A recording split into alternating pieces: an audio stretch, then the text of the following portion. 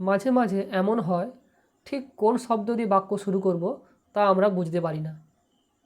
এই রকম ক্ষেত্রে আমরা ইট দিয়ে শুরু করতে পারি। এখন উদাহরণ দিয়ে বিষয়টি বোঝা যাক। ধরো বৃষ্টি পড়িতেছে, ঠিক কী বলবো বুঝতে পারছি না। এই রকম ক্ষেত্রে আমরা ইটের সাহায্য নেব। বলবো আমরা ইটস রেইনিং। ইট ইজ রেইনিংও হয়, কিন্তু যেহেতু স্পোকেন ইংলিশ তাই আমরা ইট ইজের সংক্ষিপ্ত রূপ ইটসের ব্যবহার করব। কারণ স্পোকেন ইংলিশের সময় আমরা আমাদের মনের ভাবকে খুব দ্রুত প্রকাশ করতে বাধ্য থাকি, তাই আমরা বলবো ইটস রেইনিং। এবার এই ইটকে আর কোন কোন ক্ষেত্রে ব্যবহার করা যেতে পারে তা আমরা দেখব। Day, distance, time, weather, situation. এছাড়াও আরও অন্যান্য ক্ষেত্রে ব্যবহার করা যায়।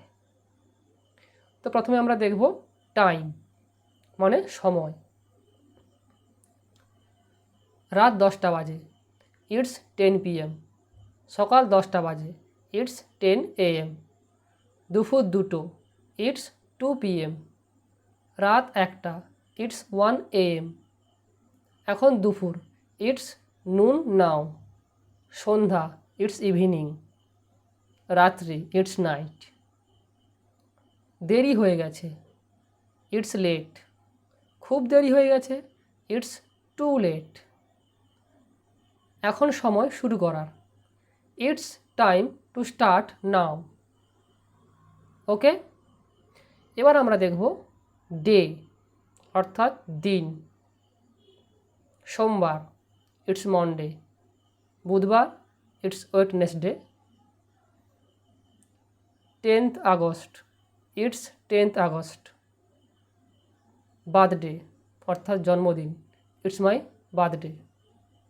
ওকে, এবার আমরা দেখে নেব ডিস্টেন্স অর্থাৎ দূরত্ব। 5 মাইলস, ইটস 5 মাইলস। দূর, ইটস ফার। খুব দূর, it's too far.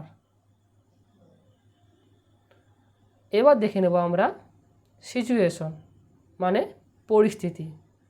Shanto, it's quite. এখন শান্ত পরিবেশ, ইটস কোয়াইট নাও।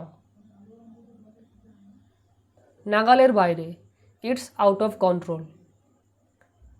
এবার যেটা গুরুত্বপূর্ণ বিষয় তা হলো ওয়েদার অর্থাৎ আবহাওয়া। উষ্ণ, ইটস হট। শীতল আজকে, ইটস কোল্ড টুডে। রৌদ্র কিরণযুক্ত আবহাওয়া, it's sunny.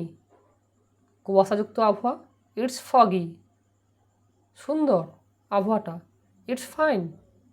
The weather is ফাইনও বলতে পারো, তবে আমরা ইট দিয়ে ব্যবহার করা শিখব। It's fine. তুষার পড়িতেছে, ইটস স্নোয়িং। হাওয়া বইতেছে, ইটস উইন্ডিং। আর বৃষ্টি পড়িতেছে, it's raining. Okay, meet you next video. Tata, bye by.